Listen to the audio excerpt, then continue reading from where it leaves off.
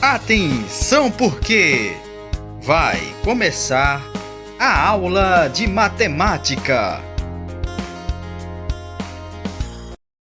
Boa tarde, galera. Vamos para mais uma aula de matemática do 8º ano. Nosso conteúdo dessa aula vai ser conceitos de grandeza, proporcional, identificação da natureza da variação de suas grandezas, ou seja, diretamente, inversamente ou não proporcionais, ok?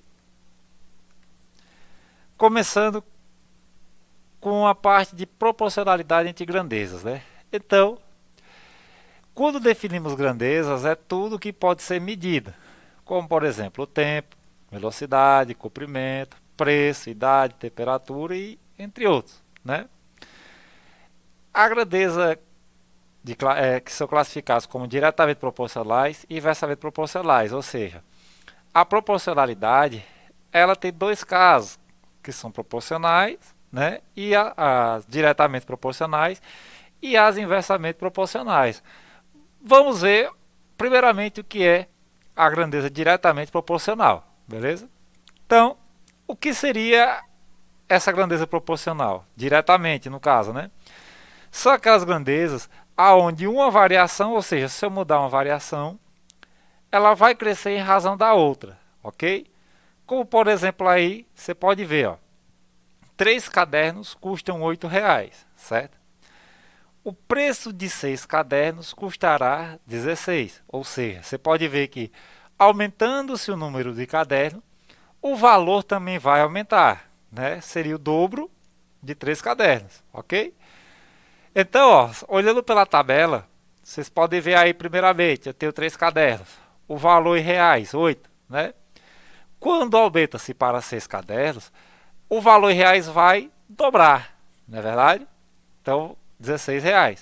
Se eu aumentar, fazendo o dobro de 6 cadernos, que seriam 12 cadernos, o valor também vai aumentar multiplicando por 2, ou seja, dobrando o valor, né? Ou seja, se 6 cadernos era 16, quando aumenta para 12, ele vai para 32, ou seja, dobrou ambos os termos aí, certo?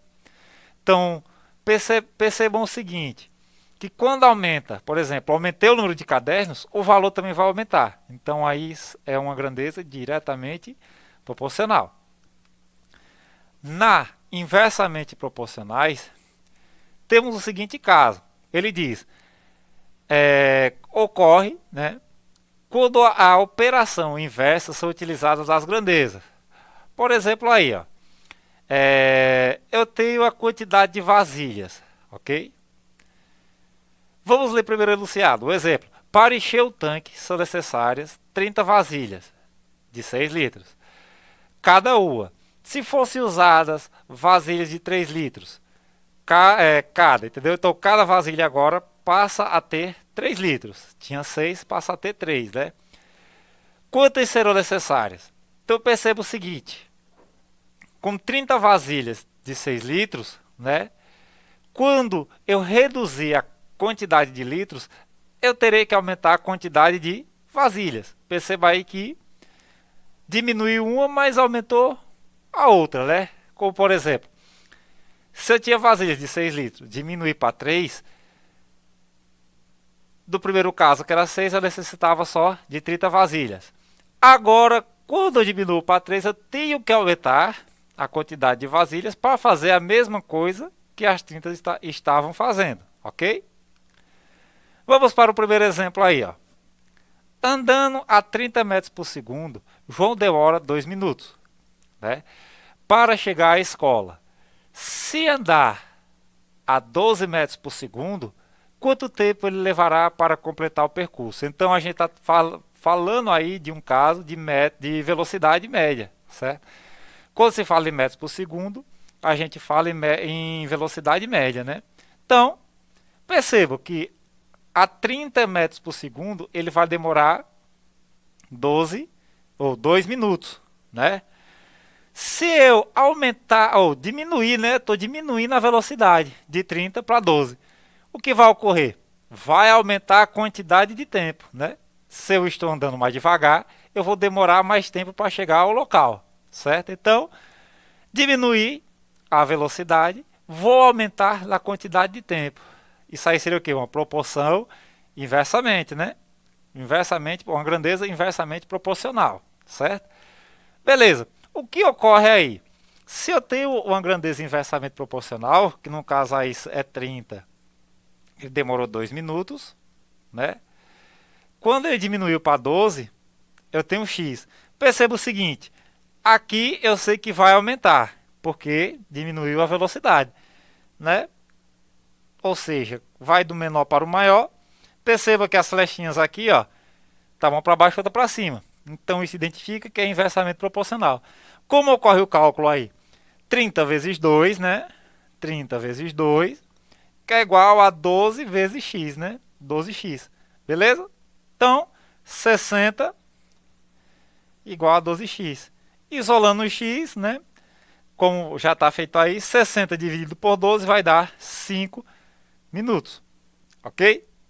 Então, percebam aí que quando eu diminuir a velocidade, aumentou o tempo, certo? O exemplo 2. No exemplo 2 começa: Pedro tem uma piscina em sua casa que mede 6 metros de comprimento e comporta 30 mil litros de água, certo? Seu irmão Antônio decide também construir uma piscina com a mesma largura e profundidade, né? Mas com 8 metros de comprimento. Quantos litros de água cabem na piscina de Antônio? Pelo exercício, a gente já vê o quê? Que se 6 metros de comprimento, com a profundidade e a largura igual a de Antônio, que vai ser construída, comporta 30 mil litros. A de Antônio vai ser mais comprida, na verdade, mas tem a mesma largura e profundidade. Devido ao comprimento aumentar, a quantidade de água nessa piscina também vai ser maior, ok? O que vai ocorrer? Assim, ó. 6 metros de comprimento comporta 30 mil litros de água, né? 8 metros de comprimento vai ser quanto, né? Perceba que aumentou a quantidade de comprimento, também vai aumentar a quantidade de água, certo? Então, diferente do primeiro caso, que eu multipliquei esse por esse e esse por esse, aqui vai acontecer a multiplicação cruzada, né? Ou seja, 6x, que é igual a 8 vezes 30 mil, ok? Então, 8 vezes 30 mil vai dar 240 mil. E 6 vezes x, 6x, ok? Isolo o x, passo o 6 dividindo os 240 mil. Eu tenho o valor de 40 mil litros. Então, quanto em água vai ter depois do comprimento ser maior? 40 mil litros, né? Aumentou 10 mil litros, apenas aumentando 2 metros dessa piscina, ok? Beleza? No exemplo 3, ele diz o seguinte: em uma lanchonete, Lady Jane prepara sucos de morango todos os dias. Em 10 minutos é utilizado 4 liquidificadores. A lanchonete consegue preparar os sucos que os clientes pedem, certo? Para diminuir o tempo de preparo, Lady Jane dobrou o número de liquidificadores. Quanto tempo levou para que os sucos ficassem prontos com 8 liquidificadores, né, funcionando? Então perceba que no primeiro momento ela utilizava 4 liquidificadores e o tempo era de 10 minutos, beleza? Só que aumentou o dobro de liquidificadores. Ele diz, ó, dobrou. Então se dobrou, era 4, passa a ser 8, né? Passa a ser 8. Aumentei a quantidade de liquidificadores. O que vai acontecer? Diminuir o tempo, na verdade.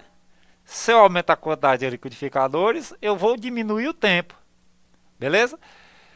Se vocês olharem aí, ó, levava 10 minutos com 4 liquidificadores, né? Agora vai levar menos tempo. Então, flechinha para cima, né? Aumentei a quantidade de liquidificadores de 4 para 8 dessa flechinha. Então vai ser o quê? 10 vezes 4 e x vezes 8, igual ao primeiro exemplo, né? Então 8x é igual a 4 vezes 10, que dá 40, né? Isolando o x vai ficar 40 dividido por 8, que é 5 minutos. Então diminuiu pela metade do tempo, não foi? No exemplo 4, vamos lá. Do Saeb, né? Do Saeb 2012. Percebam que essa é a questão do Saeb, né? Já vou se preparando aí pro ano que vem, você do oitavo ano. Ele diz o seguinte: em um plantio de arroz, em que são utilizados 1 quilo apenas para a cada 11 metros quadrados, né? Quantos quilogramas de arroz serão utilizados para se plantar uma área de 682 metros quadrados? Percebam que, se apenas 1 quilo de arroz planta 11 metros quadrados, só que ele quer plantar uma área maior. Qual é a área? 682 metros quadrados. Vai aumentar a quantidade de arroz, não é verdade? Vai aumentar a quantidade de arroz para essa área. A multiplicação agora é cruzada, né? Então vai ficar com 11 vezes x e 682 vezes 1, que é 682, né? Então temos aí, 11x, que é igual a 682, isola o x, vai ficar o quê? 682 dividido por 11. Quando eu faço as divisões ali, eu sei que vai ser necessário 62 quilos de arroz, ok? Então, para plantar 682 metros quadrados, vou necessitar apenas de 62 quilos de arroz, beleza? Vamos agora para o exemplo 5. Olha só como ela é bem elaborada, né? Observe cuidadosamente o movimento das engrenagens. Note que, enquanto a menor dá uma volta completa, né? A maior gira só meia volta. Então, a pequenininha vai dar uma volta completa e a grande só vai dar meia volta, né? Aí vem a pergunta: enquanto a engrenagem pequena dá 10 voltas completas, a engrenagem grande dá.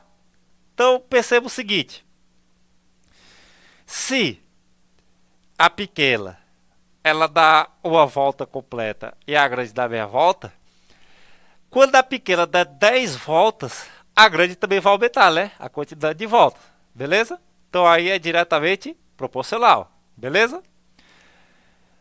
Meia volta eu posso representar como 1 sobre 2, certo? Da grande. Então a pequena é 1, a grande é 1 sobre 2, que é a metade, né? Quando ela der 10 voltas, a grande vai ser x. Novamente, como é diretamente proporcional, a multiplicação é cruzada. 1 vezes x, né? E 10 vezes 1 meio, beleza? Multiplicação de um número natural por uma fração, multiplico em cima, 10 vezes 1, 10. Depois eu divido por 2, né? 10 dividido por 2, 5 voltas. Então, quando a engrenagem pequena der 10 voltas, a maior, a mais grande, né, a grandola, vai dar a metade da volta da pequena, beleza? Então, se a pequena deu 10, a grande vai dar 5, ok? O exemplo 6, ele diz: para fazer um determinado serviço, 5 engenheiros levam 40 dias. Então, em quanto tempo 10 engenheiros fazem o mesmo serviço? Opa, aí já é diferente, né? Vamos lá. Se 5 engenheiros demoram 40 dias, 10 engenheiros vão demorar menos tempo, né? Vão demorar menos tempo. Então, aumentei o número de engenheiro, diminua a quantidade de dias. Beleza? Aí eu faço a multiplicação como 5 vezes 40 e 10 vezes x, né? Então 10 vezes x, 10x, 5 vezes 40, 200, beleza? Isolando o x vai ficar o quê? 200 dividido por 10, né? Faço o corte ali daqueles dois zerinhos ali, vai ficar 20 dividido por 1. Então, quanto vai demorar para terminar esse serviço? 10 engenheiros vão levar apenas 20 dias. Diminuiu, não foi? Aumentei a quantidade de engenheiros, diminuí a quantidade de dias. Inversamente proporcional. Beleza? É isso aí, galera. Até a próxima aula e bons estudos.